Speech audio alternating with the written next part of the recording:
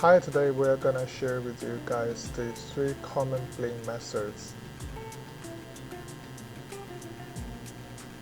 First, the honeycomb. Second, lineal. 3, scatter.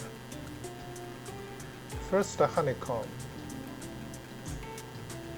Honeycomb uses one-size rhinestones. In this case, we use 5 mm rhinestones. To save time, this tumbler has been fully prepped and sanded. To begin with, you start applying some glue on the top. Usually we do it at 3 centimeters.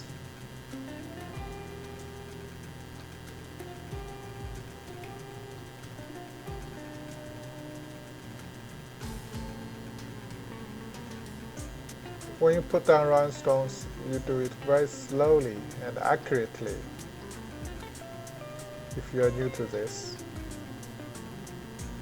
And don't leave any space in between. You want them to keep close. And you want to make sure each line is straight. You can slightly move around the rhinestones to let them line up.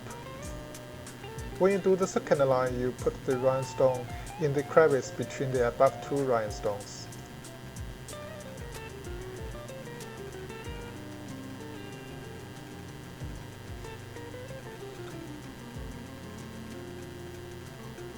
So you want to make sure each line is straight.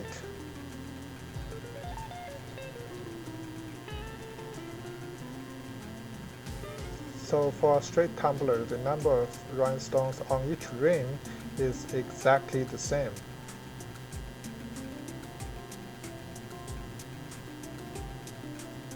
Honeycomb method is perfect for straight tumblers. This is one example done with honeycomb. As you can see, the pattern is very formulated and even. Honeycomb is not for tapered or wine tumbler because the perimeter changes all the time. The second method is lineal. Lineal uses the same size rhinestones also. The first line is exactly the same as honeycomb.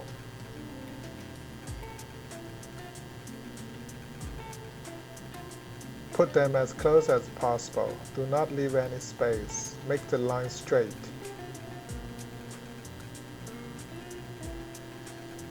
The difference starts from the second line. So over here you put the rhinestone right below the first rhinestone. So it's a straight down.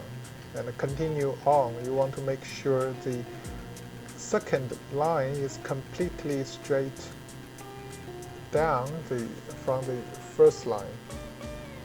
So this method is also called a grid.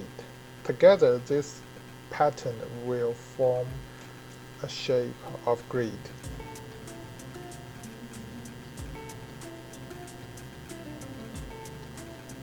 You can see the difference between these 2 patterns. Now this third method, scatter. A scatter has another name called a sprinkle. So you take a pinch of everything and mix them together. So when you pick up the elements, you don't really choose. You only take it at random, and then you put down whatever you pick up. You can mix any size or material or the colors. Just you do it plate by heart, and there is no certain rule or pattern to follow. You just you do it free will, and remember to fill those small spaces with smaller elements, and also As always, you need to keep all elements as close as possible. And when you apply the glue, you want to spread it out a little bit more so that you have space to put down the bigger elements. This is one point that is different from the previous two methods.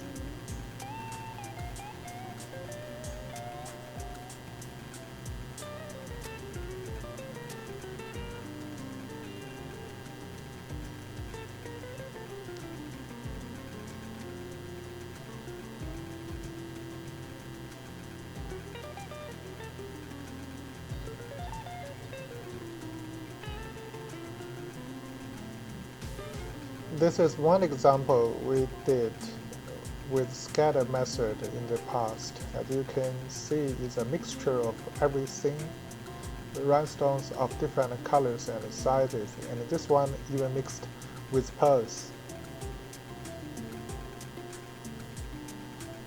This is the comparison between honeycomb and scatter. You can see honeycomb is quite regulated, while the scatter is completely creating something out of chaos. You can choose whichever way you feel comfortable with for your next project.